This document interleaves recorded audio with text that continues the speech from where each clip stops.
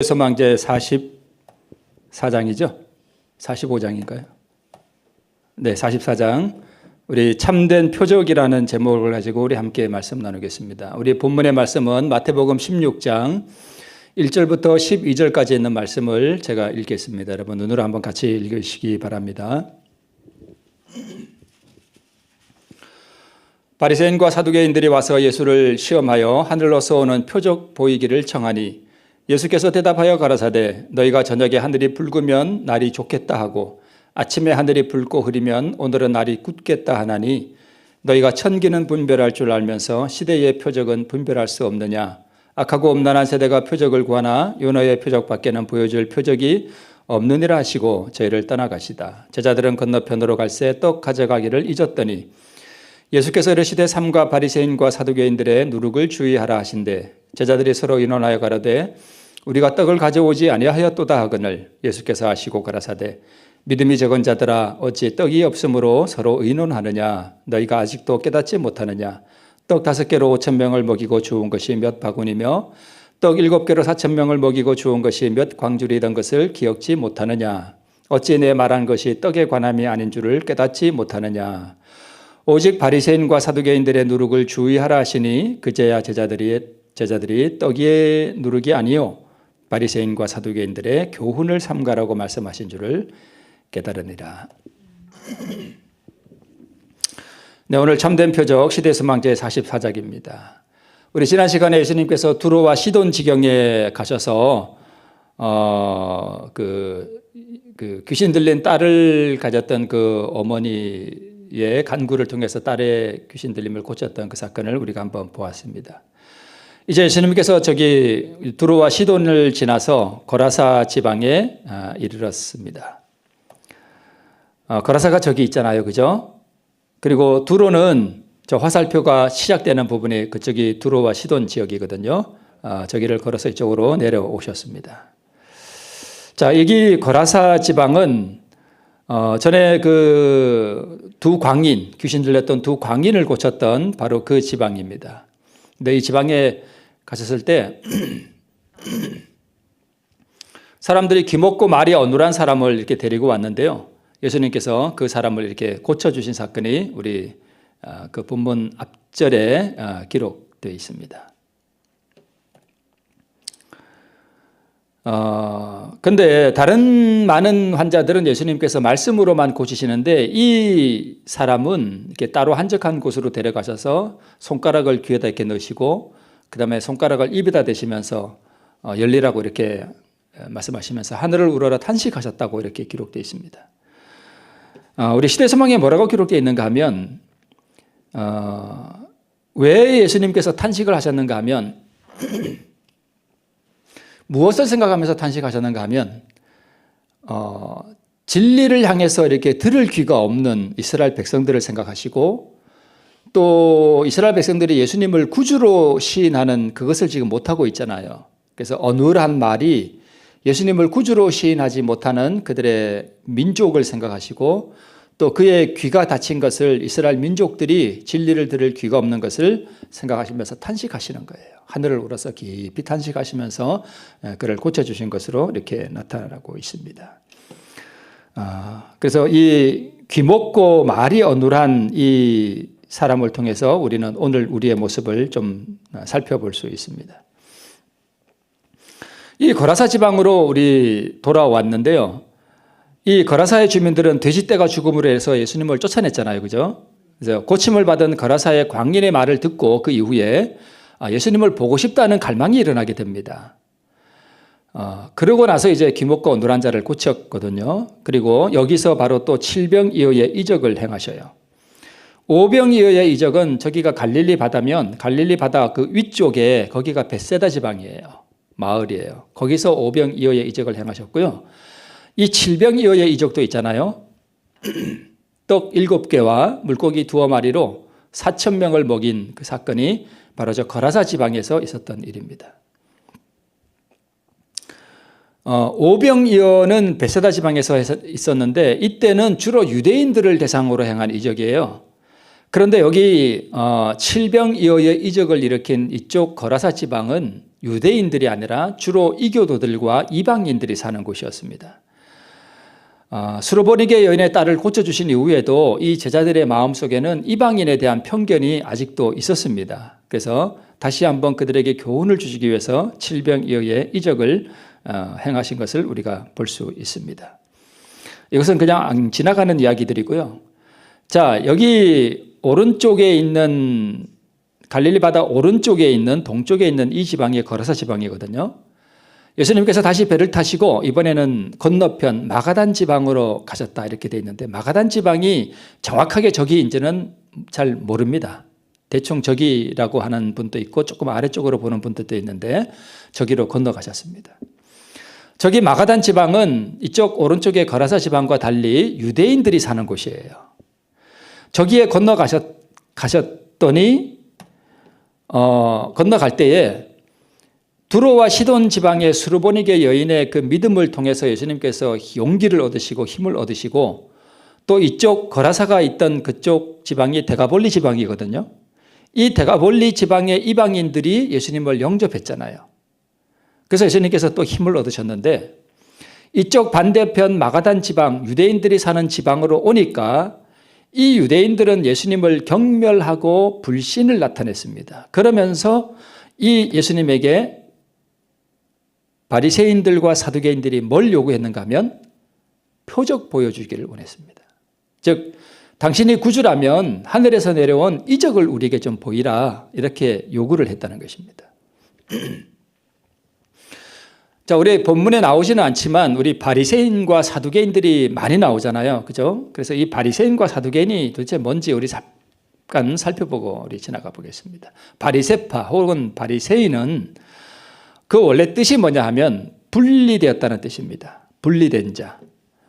페르심이라는 말에서 유래됐는데 기원전 130년경에 최초로 등장했다고 합니다. 그래서 유대교, 그 당시에 다 유대교를 믿고 있었잖아요. 예수님 이후에 기독교가 생기기 전에 다 유대교예요. 이 유대교의 분파들이 여러 개 있었는데 그 중에 분파가 바리새파, 사두개파, 에세네파 하는 그러한 분파들이 있었습니다. 근데 특별히 바리새인들은 천사 또는 내세, 부활 등을 다 믿고 또 경건주의를 지향하는 그러한 분파였습니다. 바벨론 포로 이후에 율법 준수에 대한 집착을 가지다 보니까 좀 과도하게 나간 면도 있지만 그런 경건 운동을 일으키는 분파들입니다.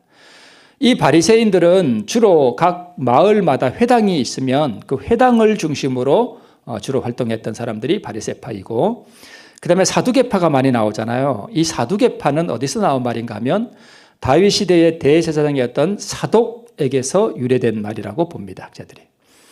그래서 바리새파는 주로 종교적이고 이 사두개인들은 정치적인 사람들이에요. 그리고 이 사두개인들은 부활, 천사가 있다, 사탄, 그 다음에 내세 이런 거 안 믿었어요. 이상하죠? 유대인들인데 내세가 어디 있어? 천사가 어디 있어? 이런 거 안 믿었다는 거예요. 그리고 대제사장, 그 다음에 유대의 유력자들, 그 다음에 제사장 계급들이 바로 이 사두개인들이에요. 사독이 대제사장이었잖아요. 그죠? 그래서 정치적이고, 경제적인 기득권을 가진 사람들이고, 친로마파였고, 바리새인들이 회당을 중심으로 활동했다면 이 사람들은 예루살렘 성전을 중심으로 활동을 했던 사람들이에요. 그래서 바리새인들이 유전을 부정했던 사람들입니다. 이때 예수님께서 표적을 구하는 이 바리새인들에게 뭐라고 말씀하시는가 하면 악하고 음란한 세대가 표적을 구한다 이렇게 말씀을 하셨습니다. 그러면서 요나가 밤낮 사흘 물고기 뱃속에 있었던 것 같이, 그러면서 니느웨 사람들을 말씀하시는데 이 니느웨 사람들은 요나가 가서 전도할 때에 표적 보여주기를 원하지 않았잖아요. 그죠? 무슨 이적을 보여라. 당신이 선지자냐? 그런 증거를 요구하지 않고 단지 요나가 전하는 그 회개의 기별만 듣고 회개했잖아요. 그죠? 듣고 회개했습니다. 뭘 보여달라고 안 했어요. 그래서 이방인들이 선지자의 말을 듣고 회개하는데 정작 유대인들은 듣고 회개하지 않아요. 듣는 것으로 안 된다는 거예요. 보여달라는 거예요. 이적을 보여달라는 거예요. 그래서 예수님께서 말씀하시기를 악하고 음란한 세대가 표적을 구한다. 영적 음란이죠. 구한다고 이렇게 말씀하셨습니다. 그러니까 이스라엘 백성들이 악한 거예요. 악하니까 듣는 것으로 회개가 안 되는 거예요. 이 말씀이 그들의 마음을 뚫고 들어가지 못하는 거죠. 그래서 시대소망에 우리 뭐라고 말씀하고 있는가 하면 인간의 마음에 일어나는 변화, 곧 인간의 품성의 변화는 살아계신 구주께서 영혼을 구하시려고 역사하고 계심을 보여주는 이게 뭐라고요? 기적이다. 표적은 그 기적이거든요. 이적, 기적, 표적 다 같은 말이잖아요. 그래서 진짜 표적과 진짜 이적은 무슨 오병이어, 칠병이어, 죽은 자가 일어나고 뭐 이런 것이 아니라 인간의 마음 속에서 일어나는 변화가 그게 진짜 이적이다. 예수님께서 그걸 지금 말씀하고 있는 거예요. 그렇죠? 여기가 어디 갔습니까, 여러분? 네? 네, 교도소예요. 가보신 적 없죠? 네, 가보신 적 없죠? 제가 오늘 또 박효진 장로님 저번에 한번 잠깐 언급했던 부분이 있죠. 이 박효진 장로님이 그 간증을 제가 한번 들었는데 참 은혜로운 간증이 있더라고요. 자기 간증은 아니지만 이분이 이제 서울구치소에 보안계장으로 근무할 때에 그 서울구치소에 누가 왔는가 하면 한 여자 사형수가 거기 왔대요. 원래 성동구치소에 있었는데 이 서울구치소로 이관되어서 이렇게 왔다고 합니다.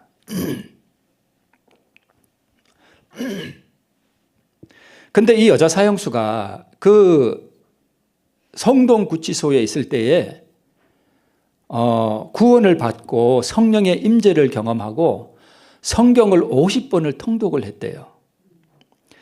그 다음에 1,000여 명의 그 미결수 제소자들에게 행함과 진실함으로 전도를 했다고 합니다.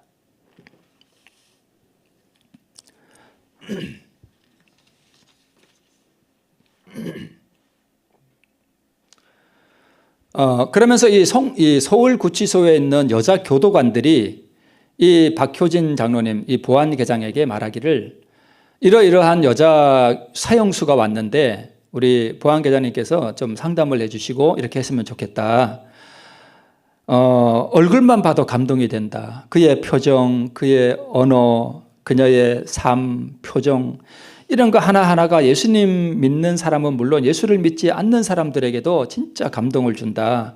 그렇게 은혜로울 수가 없다. 그러니까 장로님께서 좀 그 사형수를 좀 만나보고 격려도 해주고 이렇게 했으면 좋겠다라고 이렇게 부탁을 했습니다. 그래서 알겠다 그러고 그 여자의 인적 사항과 그다음에 범죄 내용을 다 파악을 해봤다고 합니다. 거기에 다 그 기록들이 남아 있을 거 아니에요, 그죠? 그래서 그걸 다 이제 기록들을 봤다고 합니다. 하루 종일 괜찮다 그러다가 아까 참미 부르려고 하니까 갑자기 그렇게 기침이 나는데.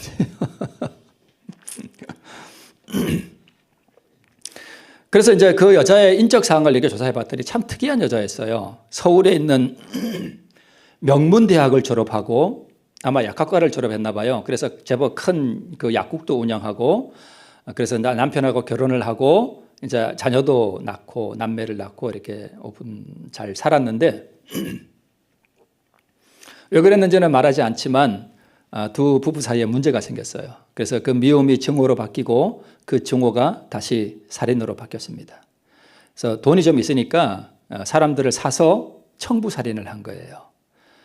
그리고 이제 그 사실을 시어머니가 이제 눈치를 챈 것 같으니까 그 시어머니도 사고를 위장해서 이렇게 죽이려고 했는데 미수에 그쳤습니다. 그러다가 이제 사건이 발각이 되어서 이제 구치소에 수감되었고 결국 사형 언도를 받았습니다. 그래서 그 기록들을 살펴보니까 교도관들을 되게 힘들게 한 것 같아요. 항상 이게 자해를 하고 혀를 깨물고 머리를 갖다 막 벽에 들이박고 매 순간마다 이 교도관들이 그녀를 감시를 해야 했다고 합니다.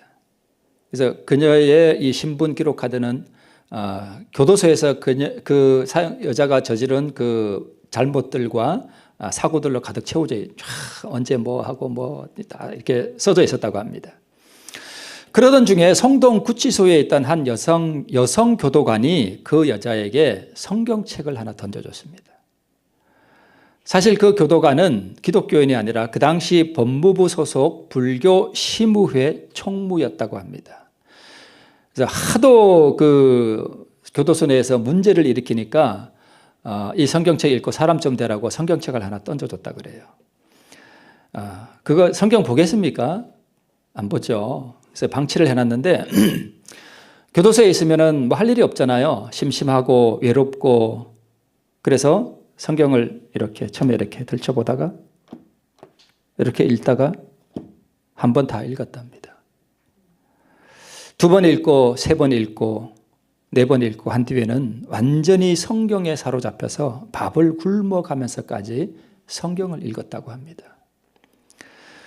1심에서 사형 확정 판결이 날 그때쯤에 이 사형수가 성령의 엄청난 충만함을 경험했다고 합니다. 그 후로 완전히 다른 사람으로 변화됐습니다. 죄를 회개하고 하나님의 은혜로 살아가는 사람이 됐습니다.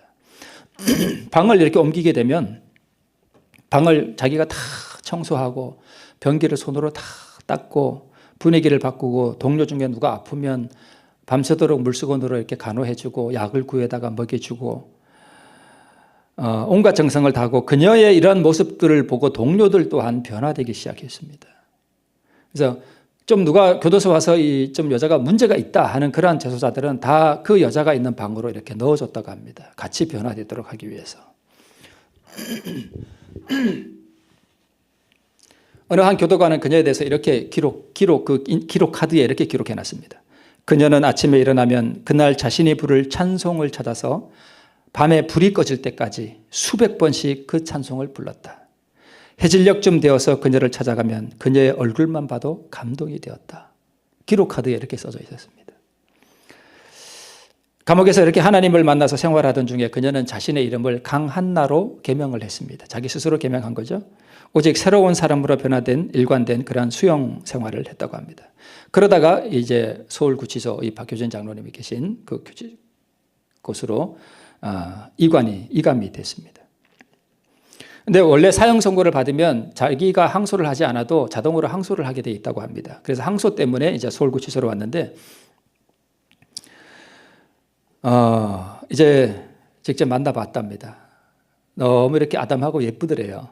어떻게 이렇게 살인자가 됐을까 싶을 정도로.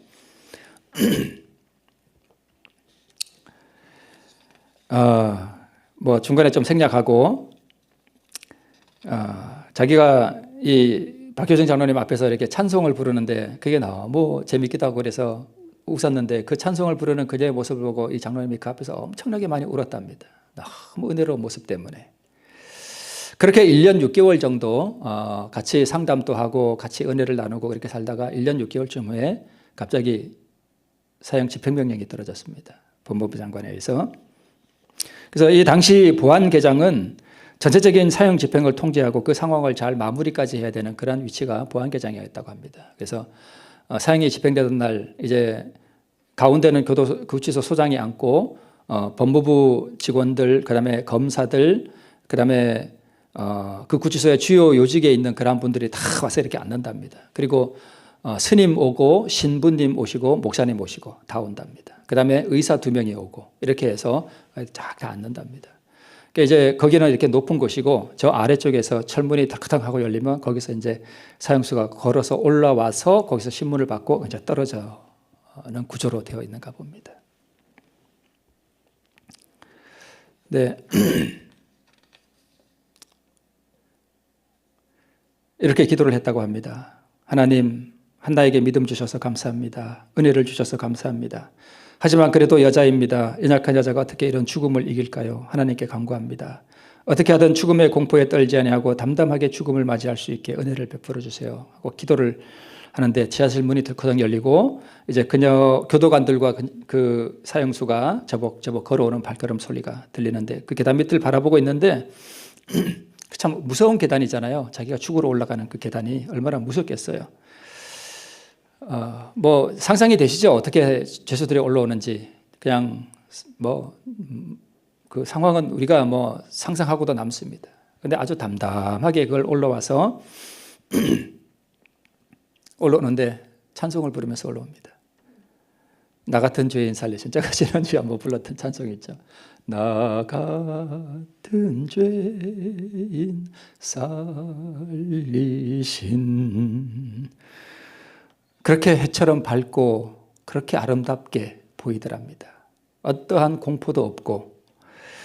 찬양을 하면서 사형장으로 들어와서 자리에 앉았습니다. 소장이 생년월일, 이름, 주소 다 묻고 또렷이 다 대답을 하고 마지막 임종 예배를 드리고 유언을 남기겠느냐 하는 말에 이렇게 유언을 남겼답니다. 이 땅에 하나님의 나라가 속히 임하셔서 다시는 저처럼 악한 죄를 저지르는 사람이 없어지고 이런 무서운 형벌도 사라지는 날이 오기를 간절히 소원합니다. 사탄에게 속아 이런 엄청난 죄를 저지른 죄인을 용서해 주신 하나님께 정말 감사합니다. 오늘 제가 떠나면 제 어린 남매는 부모를 잃은 고아가 되겠지요.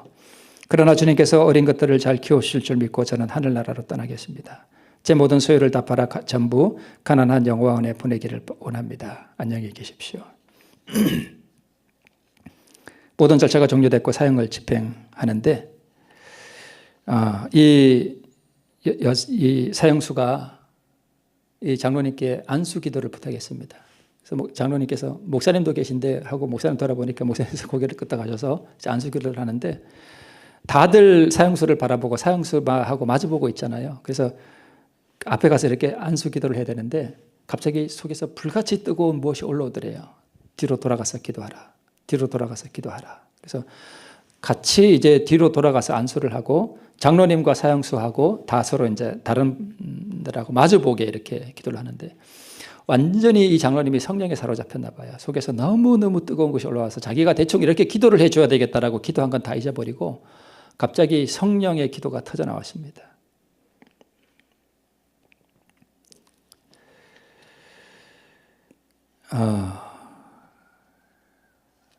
하나님, 오늘 이 사랑하는 이 딸은 자기가 지은 끔찍한 살인죄 때문에 이슬로 사라지지만 그러나 오늘 이 자리에 그럴듯한 모습을 하고 있는 이 모두는 이 딸보다 더 추악하고 더 사악하고 더 더러운 죄들을 가슴에 가득 품고도 이 딸을 판단하고 정죄하고 죽음을 명하는 자리에 앉아 있습니다. 삶과 죽음이 교차하는 이 절박한 상황 속에서 과연 누가 더 죽을 자이며 누가 더 살인자인지 심각하게 자신을 더 돌아보게 해 주시옵소서. 기도가 끝나고 눈물을 닦고 정신을 차려보니까 앞에 있는 사람들은 대부분 박 장로의 상관이었는데 예배소 소장이 수건을 꺼내가지고 엎드려서 통곡을 하고 있고 검사들도 다 울고 있고 스님도 다 울고 목사님도 다 울고 의사도 다 울고 있더랍니다. 제가 요즘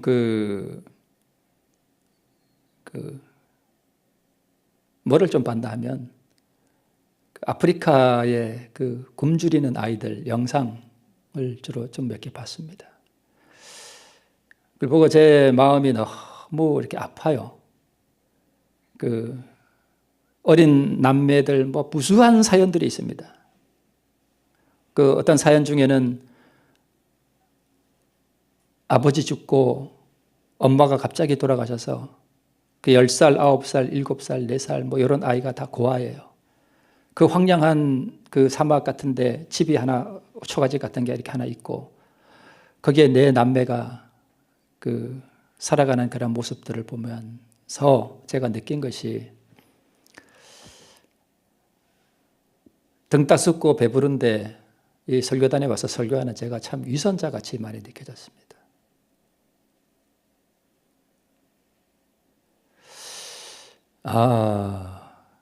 우리는 너무 등 따숩고 배불러서 은혜를 은혜로 깨닫지 못하고 우리는 무엇을 추구하고 살아가는가 하는 그런 물음이 제 마음 가운데 참 많이 왔습니다. 그래서 제가 농담 비슷하게 우리 집사람을 보고 그런 얘기를 합니다.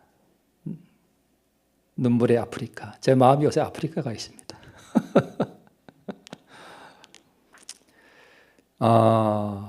어린 남매들을 놔두고 다 부모님이 죽어서 고아가 된 이 상황을 보고 그래서 제가 성경을 일부러 찾아봤어요. 너희는 고아와 과부를 하지 말며 압제하지 말며 하나님께서 이스라엘 백성들에게 이렇게 말씀하셨잖아요.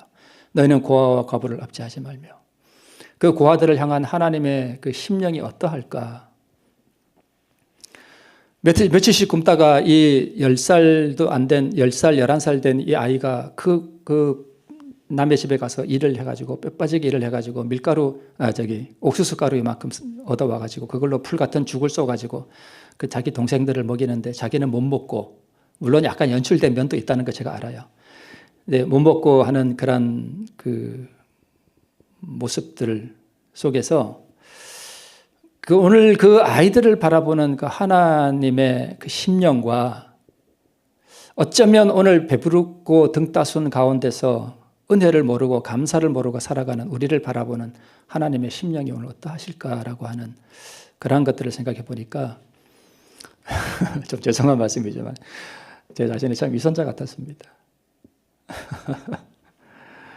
여러분,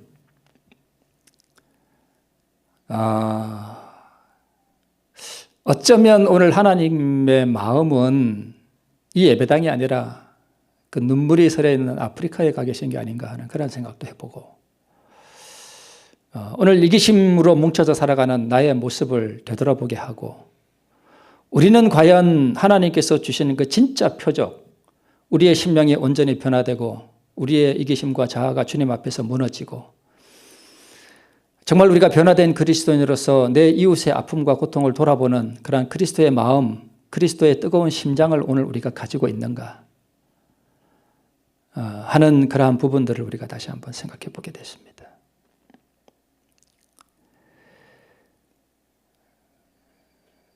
진짜 참된 표적은 어디에 있는가 하면 그 사형장에 있었습니다. 그렇죠.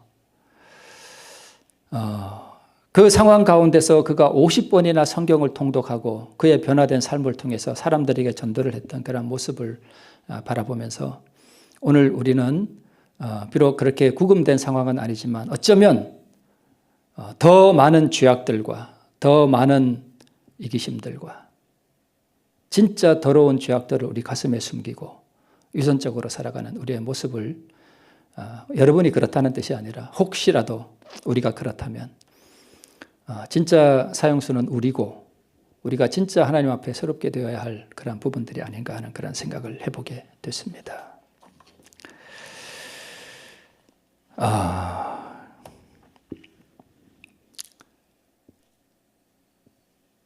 제가 잠깐 한번 언급했던 것 같은데 제가 목회 초기에 어떤 교회에 갔을 때 어떤 손님으로 왔던 분을 제가 성남 모란시장으로 모셔드리는데 그분이 이런 얘기를 해요. 왜 오늘날 교회에 이적이 없느냐? 왜 하나님의 현현한 그 능력의 나타남이 없느냐? 그런 부분을 말씀하시는데 제가 그때는 너무 목회자 사역자로서 너무 어려서 그때 대답을 못했는데 여러분 하나님께서 지금 우리에게 그런 능력 안 주셔요. 여기 나오죠.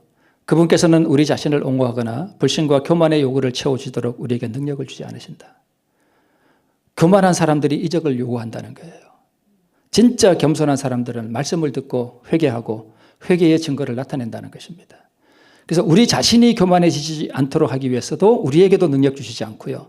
듣는 이들을 위해서도 능력 주시지 않습니다.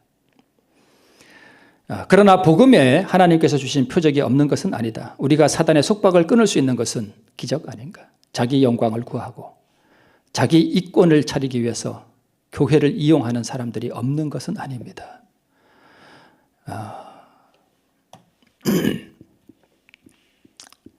그래서 다시 마가단 지방에서 베세다 지방으로 예수님께서 배를 타고 건너가시면서 하셨던 말씀이 삼가 바리새인과 사두개인들의 누룩을 주의하라 하신 말씀이 바로 그것입니다. 바리새인들의 누룩, 위선자, 배부르고 등 따슨 가운데에 살아가면서 남의 고통을 돌아볼 줄 모르는 그 위선자의 삶, 성전에 너그럽게 바치는 자면서 고르반하는 그 위선, 자신을 영화롭게 하는 것이 그들의 생애의 목적이었다라고 기록하고 있습니다. 우리 중에 누가 가장 크냐 하는 제자들의 다툼, 자아 만족에 대한 생각들, 사람에게 인정받기를 갈망하는 제 속에도 그런 것이 있음을 제가 가끔 느낍니다. 자아에 대한 사랑, 이런 것들이 다 누룩이거든요. 오늘 이런 것들이 우리 속에 없습니까? 제자들까지도 겉으로 보기에는 예수를 위하여 모든 것을 버린 것처럼 보였으나 마음속으로는 자신을 위하여 큰 것들을 추구하기를 그치지 않았다. 제자들도요. 누가 더 큰지에 대하여 분쟁을 일으킨 것은 바로 이 정신이었다. 그들과 그리스도의 사이를 막고 예수의 자아 희생의 사명에 몰인정하게 하고 구속의 오멸을 그토록 더디 이해하게 만든 것은 바로 이 정신이었습니다. 누룩, 위선. 그래서 참된 표적은 바로 우리 마음 가운데 있는 이 정신을 제거하고 사형장 앞에서도 흔들리지 않는 믿음을 가지고 죽음에 임할 수 있는 그것이 바로 참된 표적이 아닌가 싶습니다. 우리가 받아들인 믿음이 이기심과 의식을 멸할 때에, 그리고 우리로 하여금 하나님의 영광을 구하게 하고 자신의 영광을 구하지 않게 할 때에, 그것이 우리는 바른 순서임을 알 수 있다. 언제 이적의 능력을 하나님께서 베푸시는가 하면, 우리가 완전히 회개하고 정말 하나님 앞에 우리가 조사심판을 통해서 우리의 죄가 도말되고 성령의 늦은 비 성령이 내릴 때, 그때 우리에게 능력이 임합니다. 그때 그 늦은 비 성령을 받은 사람들이 나가서 이적을 일으켜요. 죽은 이 병든 사람들을 일으키고 권능을 행사할 것입니다. 그때 수많은 사람들이 하나님께로 돌아오는 능력의 역사가 일어날 것입니다. 오늘 말씀을 통해서 우리 예수님께서 우리에게 참된 표적을 요구하는 그 심령의 변화가 날마다 새롭게 되기를 바라면서 말씀을 마칩니다.